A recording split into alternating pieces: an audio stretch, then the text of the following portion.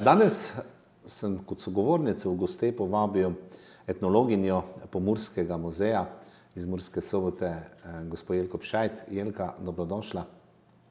Hvala lepa za povabilo. Večkrat takole govorimo o različnih stvareh, ki se tičejo seveda bogate zgodovine dežele v Muri ali Pomurja, bova rekla, ker govorimo zmeraj, ko se v vaši družbi v Prekmurju porabijo in v Prlekiji tudi.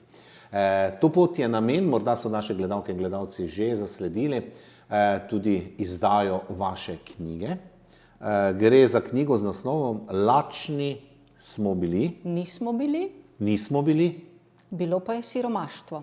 To se pravi, ne bom verjetno sam mogel povedati od tega, zelo obširna, mislim, da okrog 380 strani, je tale pomurska, porabska, prehranska se reče, ali prehrambena dediščina? Prehranska dediščina. Mislim, da je obojno pravilno, ampak prehranska dediščina, tako kot ste omenili, Pomurja in Porabja, meni se zdi zelo pomembno, tudi ste napovedali, torej govorimo o širšem tem severovzhodnem delu Slovenije. To je del, ki ga naš muzej pokriva. Naj povem, da dostikrat pri proučevanju kulturne dediščine gremo tudi, kadar se le da, tudi v Porabje, ker tam vemo, da živi naša manjšina, porabska manjšina, ki še vedno, sploh starci, govorijo tisto indašnjo oziroma staro porabščino, ki je podobna prekmurščini. Naj pa poudarim, da je tam, lahko rečem, se ohranilo več teh starejših besed, za razliko od prekmurskega narečja. No, naj poudarim, da tudi za to knjigo, oziroma ko sem preučevala prehransko dediščino, mi je celo uspelo iti tudi preko v Radgonski kot, torej tam, kjer je živela, kjer danes poznamo, torej je Pavlova hiša, ki deluje v okviru Potrna, tako, ali Lafeld, kjer je v preteklosti živela, so živeli Slovenci, danes je tam društvo, 7. člen, deluje. No, ampak na kar sem pa tudi, bi lahko rekla, ponosna, še vseeno uspela posneti slovensko govorečega govorca, ki je drugače Avstrijec, ampak je imel neposredne vezi s slovenskim jezikom in pa slovenskimi starši. In smo potem tudi v okviru pač te raziskave prehranske dediščine tudi njega posneli. Jelka, za naše gledalke in gledalce ni knjiga receptov, starih jedi, daleč od tega, torej tisti, ki pričakujejo kakšen recept, bodo malce razočarani, ste pa zbirali gradivo dobesedno ob različnih priložnosti, bržkone več kot 20 let. Ja, to mi je všeč, da ste poudarili in tudi sama še enkrat poudarjam, to ni knjiga receptov, to ni kuharska knjiga, da ne bi poslušalke pričakovali, da notri najdejo recepte. Temu sem se želela izogniti iz enega znanega razloga. Mi vemo, da v naši pokrajini je polno kuharskih knjig, veliko je bilo o tem napisanega, se še piše, izdaja in temu sem se želela izogniti. Kajti želela sem poudariti drugi moment te prehranske dediščine, predvsem ta socialni, antropološki, recimo ta družbeni kontekst, vaški kontekst. Naj poudarim, zakaj vaški, vseeno v tej knjigi v glavnem govorimo o podeželski prehrani, ker če bi govorila še o meščanski ali pa recimo o obrtniški drugih slojev, bi bilo enostavno preveč. Že to je bil zajeten zalogaj. 20 let konec koncev sem to zbirala, kot ste tudi rekli, ob različnih priložnostih, zadnja leta dejansko samo na temo prehranske dediščine. In vemo vsi, da o prehranski dediščini zna povedati vsak, ne samo ženske, tudi moški precej.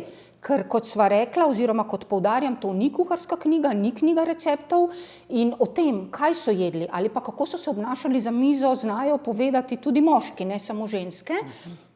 Tako da sem knjigo razdelila nekako na 4 glavna poglavja in prvi je ravno ta kultura prehranjevanja. Torej se ukvarjam tudi s tem, kako so se obnašali za mizo, kdo si je prvi lahko vzel hrano. In pa naj poudarim, da sem tudi torej zajemala ne ločeno, kot bi nekateri ali pa večina pričakovali. Ker ko danes, ko mi, to že moram povedati, ko govorimo o prehranski dediščini, govorimo večinoma, to je privzeto, govorimo o tako imenovanih prleških jedeh in govorimo o tako imenovanih prekmurskih jedeh.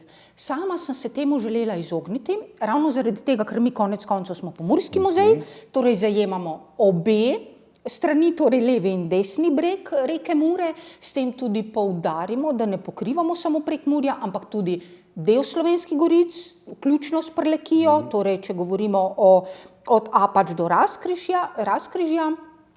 In tudi ko sem potem klasificirala ali pa poskušala klasificirati jedi, sem jih klasificirala kot tako imenovane pomurske. Torej sem izhajala iz regije in potem torej delala podklasifikacije. To mogoče je novost. Ubrala sem drugi pristop, drugačen, ne pravim, da je to pravilen, ampak je pa drugačen in je eden izmed možnosti. Jelka, treba povedati zagotovo pri takšni raziskavi, pri takšnem bogatem vsebinskem delu, katero obdobje se je zajelo, bržkone pred drugo svetovno vojno in tja do 60-65 let, ko se je še pred nas res bolj skromno živelo, predvsem na podeželju. Morava to se ne zatiskati oči povedati, kako je bilo. Ne? Ja, to ste mi dali dobro iztočnico. Ja, gre za obdobje nekako bi lahko rekla 20. stoletja. Torej tudi pred drugo svetovno vojno, torej med obema vojnama, od prve do druge, tudi še začetek 20. stoletja. Konec koncev se potem na koncu malo dotaknem tudi še 21. stoletja, ampak zelo malo, samo kolikor je bilo potrebno zaključiti. Drugače pa nekako gre za prerez tak 80-ih, 100-ih let in siromaštvo je bilo tam še po drugi svetovni vojni, sploh vemo to obdobje, kaj se je vse dogajalo, tudi obdobje obvezne oddaje, o tem je veliko v knjigi povedanega, gre za življenjske pripovedi, to pomeni neposredne pripovedi o odzemu, torej o obvezni oddaji, ki je bila na podeželju zelo izrazita, to vemo pač tudi iz političnih in zgodovinskih torej dogajanj. Rekla bi pa, to sem pa bila sama presenečena, ko ste me izzvali oziroma vprašali zelo dobro, ko sem spraševala o lakoti. Naj povem, da tu v Prekmurju mi je skoraj da nihče mi ni rekel, da bi bili lačni. Kar je omenjeno. Kar je naslov lačni, nismo bili, bilo pa je siromaštvo. Ampak iz zgodovinskih virov, tudi konec koncev iz samih starejših ustnih virov, vemo, da siromaštvo in lakota sta bila prisotna tudi v Prekmurju, za razliko od Slovenskih goric, ker segla sem pa tudi malo čez Pomurje, hočem reči še ostali del Slovenskih goric, za primerjavo, oziroma tam, kjer sem imela pripovedovalce in pripovedovalke, tam pa so mi ljudje neposredno znali povedati, da so bili lačni. In ko sem razmišljala, zakaj tu, torej iz pripovedi, niso bili lačni, zakaj pa v Slovenskih goricah, še danes ne vem popolnega odgovora, ampak lahko bi rekla, tudi ta naslov to lepo pove, lačni nismo bili, bilo pa je siromaštvo. Vedno nekako skozi človekovo obdobje je bilo, če ne drugo, vsaj kruh ali kakšne zlivanke. Za razliko tudi od slovensko-goriškega dela, kjer je bilo tudi več otrok, čeprav tudi tu v ravninskem delu, ljudje so živeli od zemlje, tu vemo, da je bilo zelo močno tudi izseljeništvo, torej sezonstvo, v Slovenskih goricah manj. In tu nekako so vedno znali torej obdelati ali pa pridelati toliko na zemlji, da so imeli nekako dovolj, da niso čutili lakote. Čeprav sem si potem že sama nekako naivno ali pa razlagala, mogoče je posameznikom bilo tudi nerodno povedati, da so bili lačni, ker danes vemo, je to nasprotno, čeprav smo v nevarnosti, da tudi bomo postali lačni, mimogrede. V Slovenskih goricah so pa znali iskreno povedati, da so bili lačni, in govorim o letnikih rojstva v 40. in 50. letih 20. stoletja. Torej so iskreno povedali, da so bili lačni, za razliko od tu. In pa še nekaj verjetno, najverjetneje nisem govorila s tistimi pripovedovalci in pripovedovalkami, ki so pa dejansko bili lačni. Jelka, samo enkrat ste omenili do sedaj v tej razlagi besedo kruh. Kruh je vendarle osnova tudi bržkone te raziskave, ker kjer je bil kruh, niso trpeli lakote. Ne. Poznam ljudi, tudi starejše, še živeče, blizu 90 ali pa čez 90, ko so rekli, ja, bili smo velika družina, vendar kruha ni nikoli zmanjkalo. Kar pomeni, da niso bili lačni v končni fazi ali pa v tem. Ne. To se pravi, kruh je vendar bilo tisto, kot ste rekli, kruh in zlevanka. Vse to, ne, zraven, če je bila kakšna kravica, kakšno mleko ali kaj podobnega. Ne. To se pravi, tudi tu pri nas je kruh tisti, ki je držal po konci družine. Ja, kruh je predvsem pomenil v simbolnem smislu neko blagostanje. Čeprav kruh, vemo, da je sestavljen iz moke, torej mi smo dežela žitaric, torej ta severovzhodni del Slovenije, jedlo se je, če malo zdaj razširim, ne samo na kruh, torej te močnate jedi, mlečne jedi, vemo, da mesa je bilo manj. Pomagali so si pa tudi s kakšnimi drugimi dodatki, recimo predvsem kar se tiče nabiralništva. Vemo, da v času lakote ali pa dajmo pomanjkanja so nadomestek za kruh, ni bila samo moka, je bila osnovno živilo, ampak nadomestkov je pa bilo več. Recimo, dostikrat se ljudje ob pomanjkanju spominjajo, da so tudi vmešali koruzno moko, kar se nam danes mogoče zdi nenavadno, čeprav dobimo danes povsod koruzni kruh. Ampak kaj je bilo nenavadno? Ta kruh je bil trd, žilav, naslednji dan je bil že trd in so ga mleli in je ostajal torej med zobmi. Ne pozabimo, v omanjkanju je bil nadomestek za kruh tudi kakšen želod, recimo, ali pa kostan. Torej so našli ta simbol blagostanja, da so vseeno zadovoljili nekako tisto osnovno jed, so torej primešali k kruhu tudi druge nadomestke. Recimo pri zlivankah ali pa pri ostalih močnatih jedeh tega ni bilo. Začimbe, ki pa jih tudi v glavnem ni bilo, ali pa tisto, kar je raslo v naravi in so lahko utrgali. Drugače pa, kot sem rekla, govorim zdaj za širši ta severovzhodni del, torej so bile glavne močnate jedi, povezane z moko, povezane z mlekom, ker mleko je bilo, ampak ne pozabimo nekaj. Lepe spomine, lepe pripovedi, poetične že skoraj, da kako lepo so mi znali ljudje povedati. To smo danes pozabili. Ne pozabimo tega. Tudi ko so s kravami so orali, so delali, torej so upregali krave. Večina prebivalstva, poleg konjev in volov, ki so jih imeli redki. Ampak pozabili smo nekaj. Ko je krava trdo fizično delala, orala ali upregala, je posledično zaradi tega zmanjkalo tudi mleka. In eden gospod je lepo rekel, mleko je takrat ostalo na njivi. Torej to pomeni, da takrat mleka niso mogli ali pa mlečnih jedi niso zaužívali v tako množično ali pa pogosto, kot pa recimo v času, ko je mleka bilo dovolj. Pšenica oziroma žita, tega je bilo precej, ne pozabimo pa to, da danes, kar velja za zdravo, je v preteklosti veljalo za vsakodnevno. V mislih imam recimo pšenično moko, iz katerega so se pekle pogače, za razliko od recimo rži oziroma žita, dobro, ječmena malo manj, so ga pa tudi primešali recimo kruhu. In dostikrat so za vsakodnevni kruh, torej se je uporabljala malo slabša moka, torej ne tista, ki so jo ponavadi uporabljali za pogače, in pa tudi precej se je uporabljalo rži, torej žita. Jelka, gre o seveda govora o tem, kar ste povedali v začetku, tudi o kulturi prehranjevanja, kako sesti za mizo, kako so kruh tudi počastili, nazadnje. Tudi to je zgodba, morda ni bil samo stvar preživetja, ampak tudi nekako vere, družine in vsega tega. Potem priprava teh jedi in ne gre pozabiti, nekje sem zasledil pri vas tudi shranjevanja te hrane in živil. Jaz včasih, ko se takole pogovarjamo v krogu, pravim, babice so morale biti mojstrice. Primer, recimo, kar danes ni običaj, samo, čeprav je bilo, koline so bile v zimskem času, to vemo vsi, ne.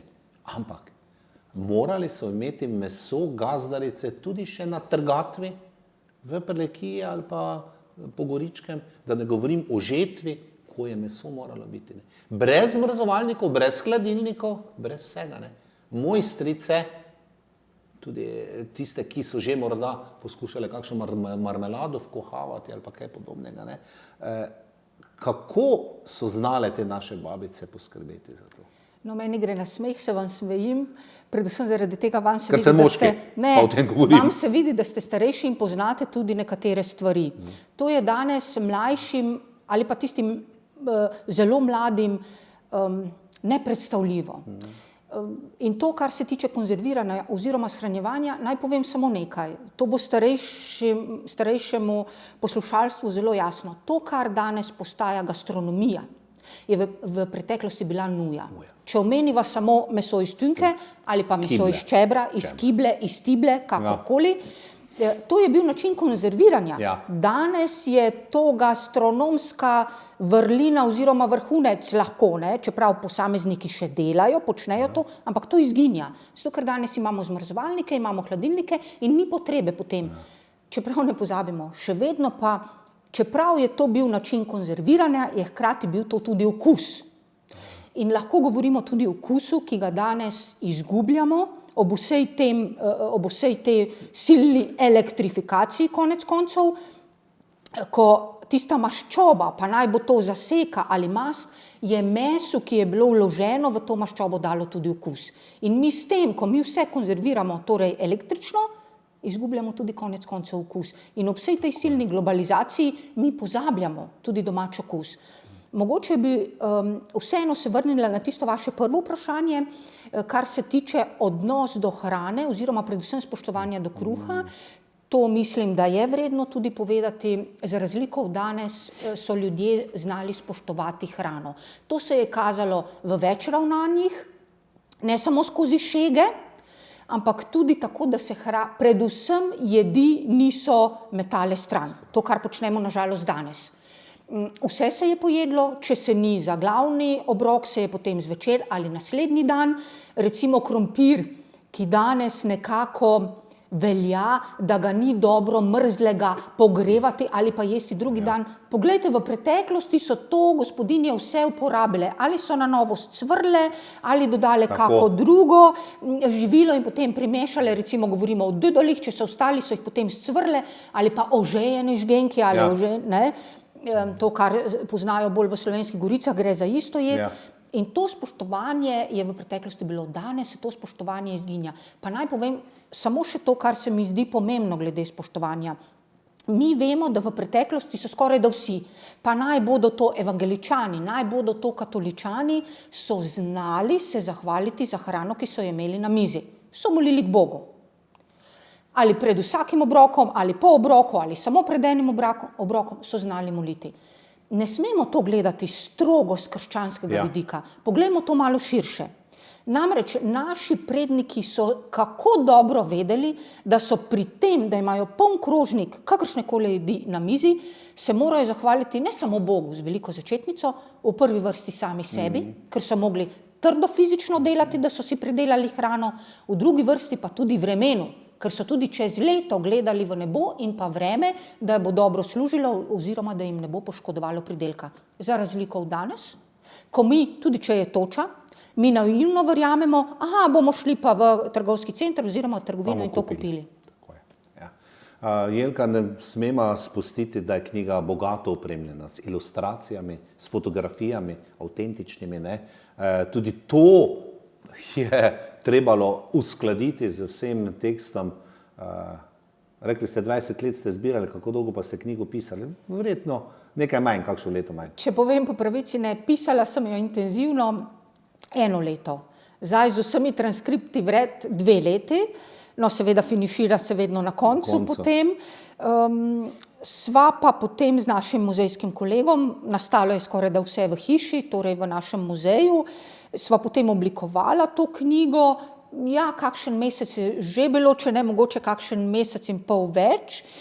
Je pa veliko, kot ste omenili, fotografij, veliko je pa tudi terenskih skic, ki so bili v našem muzeju že od nastanka, torej od 50 let 20. stoletja, kjer so, tega danes tudi ni več, ampak te skice zelo dokumentarne in zelo povedne, poleg fotografij, ker so risarji in pa risarke, ki so hodili z etnologi po terenu, so različne posamezne predmete, v tem primeru govorimo o kuhinjskem pohištvu ali pa o videzu podobi črnih kuhinj, ki jih danes tudi ni več, so znali to zelo dobro izrisati in to smo potem tudi vključili v našo publikacijo, med drugim je tudi zato tako debela. Plus tega smo pa, ker to ni, kot sva že na začetku rekla, tipična kuharska knjiga, smo želeli vključiti tudi vse muzejske predmete oziroma večino muzejskih predmetov ali pa vsaj tistih, ki so na razstavi, smo potem napravili tudi kataloški del, ker tako v muzeju delamo, tudi kataloški del teh predmetov in smo to vključili tudi v publikacijo. Odlična stvar, bogata. Jelka, hvala vam. Ne nazadnje, kot ste rekli, greste zelo rabi v porabi. Junija ste dobili od Zveze Slovencev v porabi tudi priznanje. Nisem imel priložnosti osebno, zdaj vam čestitam tudi v imenu naših gledalk in gledalcev za to odraz samo tega, da seveda ste etnologinja z dušo in srcem. Če kaj, boste se vedno vzeli čas, ko takole mimo kamer govoriva o kakšnih stvareh. Morda pa tega niste vedeli, kar sem prihranil za konec, morda tega najnega pogovora. Nedavno tega sem se pogovarjal z enim, zdaj že starejši gospod od mene, ko je bil mladi, je odraščal pred detko, rekli ste, procedura, kdo je lahko prvi sedel za mizo, je rekel, nisem ugotovil, dokler nisem končal osnovne šole, da je imel dedek na tisti strani mize, ki je sedel, obe nogači, se pravi stojni nogi, malo krajši. Zakaj? Jedli so iz sklede in skleda je bila malenkost nagnjena zato, da je k detku prišlo več zabele ali česakoli druge. Ampak je rekel, nisem pogruntal prej malo za šalo, ampak za res. Tudi to je verjetno del naše bogate zgodovine. Kako so se ljudje znašli v podobnih situacijah? Me zelo veseli ta informacija, škoda, da mi je niste povedali prej, ker bi jo vključila, sploh če je bilo v pomurskem delu, bi jo vključila tudi v knjigo. Je res, mi smo to malo pozabili. Prvi je dobil gospodar oziroma oče, bilo je več variant, ali so obrnili k njemu tudi konec koncev zajemalko. In to, kako so znali biti spretni, predvsem recimo, če govoriva recimo o štajerskem delu oziroma Slovenskih goricah, kjer je bilo to viničarstvo zelo močno, težaki, tabrharji, so se tudi velikokrat morali znajti. Predvsem se je to videlo, kot ste rekli, ko so jedli iz skupne sklede in ko je šlo za kakšno jed na žlico, recimo kak krompirjev golaž, ponekod so celo dali kake kose mesa, ker da bi vsak dobil, je bilo preveč potratno. Ampak da so pa narezali kakšne koščke mesa in imamo pripovedi, res je, se tudi sama spominjam, da so morali biti hitri in spretni, da so si potem hitro vzeli ven te koščke mesa, nekateri so si celo v žep polagali, da so potem čez dan grižljali te koščke mesa. Ali pa recimo mogoče eno lepo zgodbo iz Porabja, ker so omenjali tudi Porabje, je gospa, ki je danes že pokojna, pri hiši je bilo 11 otrok. Plus tega so živeli starši in pa stari starši. In otroci so bili vedno jezni, ko so kolinili, ker je oče dal vedno najlepše koščke materi. Želim povedati tudi to, kakšno spoštovanje je bilo do starejših ljudi. Starci, torej stari starši so vedno prvi zaužili obrok. Danes si mi to ne moremo predstavljati, tudi zato ne, ker več generacij ne živi več v isti hiši ali pa ne je za isto mizo. In pa mogoče enaka pripoved, ki se jo spominjajo tudi večina torej Pomurcev, prebivalcev severovzhodnega dela Slovenije, kakšno pomanjkanje je bilo mesa. In ta gospa se spominja, ko so sušili meso na podstrešju, deca oziroma otroci so bili, zdaj si predstavljajte, tudi če jih ni bilo 11, jih je mogoče živelo tudi 8, 9 ostali ali pa 5, ostali so odšli na delo. Ampak še vedno je bilo veliko otrok in so hodili vsak dan malo pa pomalo rezati koščke, trakove mesa na podstrešje. In ko je mati prišla na podstrešje in želela otrokom skuhati mesno juho in pa dati tudi narezati kos mesa, se je zgrozila, ko je zagledala, da je od kosa mesa ostala samo kost. In od tistih čemerov oziroma od jeze, niti ne moremo reči od jeze, je rekla, tak deca, zdaj pa požrite še to kost. Kako bi rekla, od tiste žalosti, od nemoči, ker ni mogla ponuditi otrokom mesa, ker ga več ni bilo, je potem v tisti jezi rekla, tak, zdaj pa pojete še kost, če ste pojedli meso. Torej govoriva o tem, ne samo o spretnosti, ampak tudi o tem, da dejansko predvsem mesa ni bilo. Jelka, lepa hvala za obisk v našem studiu. Seveda bova toplo priporočila tole knjigo našim gledalkam in gledalcem. Če že je na prodaji, moč kupiti? Je, mogoče je kupiti v našem muzeju, v Pomorskem muzeju Murska Sobota, je na voljo. Tako da mogoče sedaj, ko se bližajo božični in novoletni časi, hvala lepa, da ste vi to rekli, je darilo tako o našem prostoru, dediščina našega prostora in ja, lahko sama bom rekla, da je dobro darilo za mogoče te božične ali pa novoletne praznike.